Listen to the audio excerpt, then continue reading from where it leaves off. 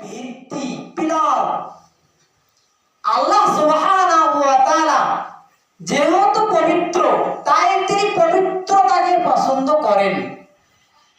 আল্লাহ রাব্বুল আলামিন পবিত্রতা সম্পর্কে আল্লাহ সুবহানাহু ওয়া তাআলা বলছেন, আল্লাহ রাব্বুল আলামিন বলেন সূরাতুল বাকারার 2 নম্বর সূরার 2 নম্বর পারার 222 নম্বর আয়াতে আল্লাহ বলেন, ইন্নাল্লাহা ইউহিব্বুত তাওয়াবিনা ওয়া ইউহিব্বুল মুতাতাহহিরিন। মুসলমান ভাইরা আমার, আল্লাহ রাব্বুল আলামিন বলেন নিশ্চয় আল্লাহ তাআলা নিশ্চয় আল্লাহ তাআলা ইন্নাল্লাহা ইউহিব্বুত তাওয়াবিনা, আল্লাহ রাব্বুল আলামিন ভালোবাসেন, আল্লাহ রাব্বুল আলামিন পছন্দ করেন, আল্লাহ রাব্বুল আলামিন মুহাব্বত করেন ওই সমস্ত বান্দা বান্দীদেরকে তিনি মুহাব্বত করেন, ভালোবাসেন। কি করেন তারা? ইন্নাল্লাহা ইউহিব্বুত তাওয়াবিনা, যারা তাওবা করে, ওয়া ইউহিব্বুল মুতাতাহহিরিন, এবং যারা পবিত্রতা অর্জন করে। মানুষ যখন অপবিত্রতা হয়ে যায়, মানুষ যখন নাপাক হয়ে যায়, রাস্তাঘাট যখন অপরিষ্কার হয়ে যায়, তখন ইউহিব্বুল মুতাতাহহিরিন, ওই সমস্ত মানুষকে আল্লাহ ভালোবাসেন, যে সমস্ত মানুষ পবিত্রতা অর্জন করতে পছন্দ করেন, যে সমস্ত মানুষ পবিত্রতা অর্জন করেন। মুসলমান ভাইরা আমার, আল্লাহ রাব্বুল আলামিন এরপরে কোরআনুল কারীম সূরাতুত তাওবার 9 নম্বর সূরার 11 নম্বর পারার 3 নম্বর পৃষ্ঠার 108 নম্বর আয়াতের শেষের অংশে আল্লাহ বলছেন, ফীহি রিজালুন ইয়াতাতাহহিরু ওয়া ইউহিব্বুল মুতাতাহহিরিন। আল্লাহ রাব্বুল আলামিন বলেন ফীহি রিজালুন ইউহিব্বুনা ইয়াতাতাহহিরু। আল্লাহ রাব্বুল আলামিন কোরআনুল কারীমের মধ্যে বলছেন যারা পবিত্রতা অর্জন করতে ভালোবাসে। এখানে সূরা তাওবার মধ্যে বলছেন যারা পবিত্রতা অর্জন করতে ভালোবাসেন,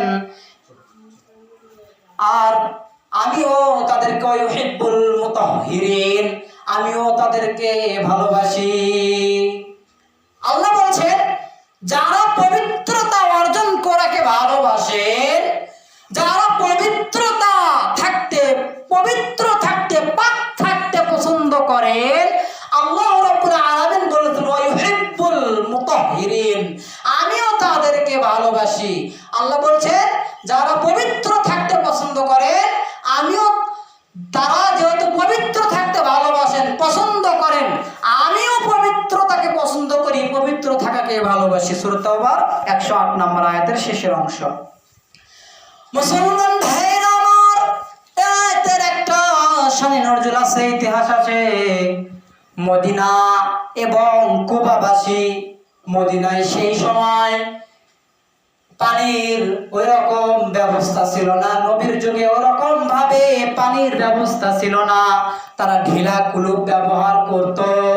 আর কুবাবাসীরা তারা খাদ্যের পানি, খাবারের পানি বাঁচিয়ে তারা ওই পানি দ্বারা পবিত্রতা অর্জন করত।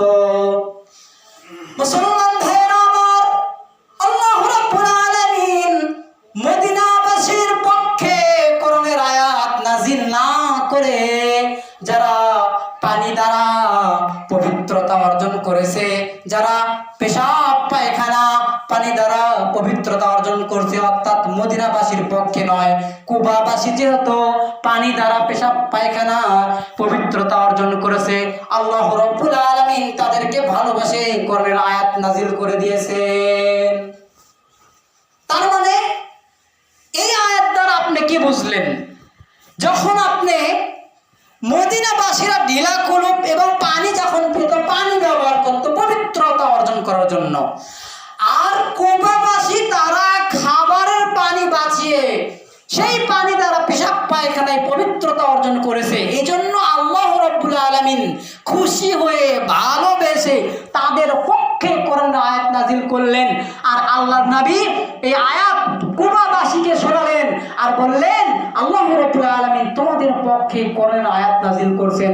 সম্মানিত উপস্থিতি, এই আয়াত দ্বারা আপনি কি বুঝলেন? অনেক মানুষ আছে পানি নেওয়ার সময় যখন পেশাব পায়খানায় বসে পানি নেয়, এরপরে আবার ঢিলা কুলুপ ব্যবহার করে, এরপরে আবার টিস্যু ব্যবহার করে। অনেক মসজিদের পেশাবখানায় দেখবেন, মাদ্রাসার পেশাবখানায় দেখবেন যে টিস্যু পেপার দিয়ে পেশাবখানা ভর্তি হয়ে গেছে। তার মানে এরা এই কোরআনের আয়াতের বিরোধিতা করে। কেন? কুবাবাসী আপনার খাবারের পানি বাঁচিয়ে তারা পেশাব পায়খানায় ব্যবহার করেছে, আল্লাহ তাদের পক্ষে কোরআন আয়াত নাযিল করলো। তারা কি পারতো না ঢেলা কুলুপ দিয়ে পবিত্রতা অর্জন করতে? পবিত্রতা অর্জন করার আপনার ঢেলা কুলুপ নেওয়া তো জায়েজ, তারা পারতো না? অবশ্যই তারা পারতো। তার মানে এই আয়াত নাযিল হওয়ার মানে কি বোঝা গেল? পানি থাকার পরেও, টিস্যু পেপার পানি থাকার পরেও ঢেলা কুলুপ ব্যবহার করা যাবে না। যখন আপনি পানি পাবেন না, তখন যেরকম আপনার উযু করার সময় আপনার যখন পানি পাচ্ছেন না তখন তায়াম্মুম করতেছেন, আবার আপনার যখন আপনি পানি পাচ্ছেন না তখন আপনি পেশাব পায়খানা ঢিলা কুলুপ ব্যবহার করবেন, পেশাব পায়খানায় টিস্যু পেপার ব্যবহার করবেন। এই যে তাবলীগের ভাইয়েরা একবারে স্পষ্ট কোরআনের আয়াতের বিরোধিতা করে। ওরা কি করে? আগে প্রথম পানি নেয়, পানি নেওয়ার পরে ঢিলা কুলুপ টিস্যু নিয়ে আবার 40 কদম হাঁটে বেড়ায় লুঙ্গি আলোক করে। তাহলে কোরআন আয়াতের বিরোধিতা করলো। তো যাই হোক, যে বিষয়ে বলতে চাচ্ছিলাম, কুরবানির পশুর বর্জ্য দ্রুত পরিষ্কার করতে হবে। রাস্তাঘাটে আপনার রক্ত, পশুর বর্জ্য, গোবর, যে কোনো নোংরা আপনার এগুলো পরিষ্কার রাস্তায় থাকা, এটা হলো রাসূলের সুন্নাহ বিরোধী কাজ। তাই রাস্তার বর্জ্য, রাস্তা থেকে পশু পাখির, তারপরে বিভিন্ন গোবর আপনার বর্জ্য, এগুলো পরিষ্কার করতে হবে। এগুলো হলো ঈমান। আবু মালিক আশআরী রাদিয়াল্লাহু আনহু থেকে বর্ণিত, তিনি বলেন রাসূল সাল্লাল্লাহু আলাইহি ওয়াসাল্লাম বলছেন যে পবিত্রতা ঈমানের অর্ধেক। আবু মালিক আশআরী রাদিয়াল্লাহু আনহু বলেন রাসূল সাল্লাল্লাহু আলাইহি ওয়াসাল্লাম বলছেন পবিত্রতা হলো ঈমানের অর্ধেক। আর হাদিসে আছে আত-তুহুরু শাতরুল ঈমান।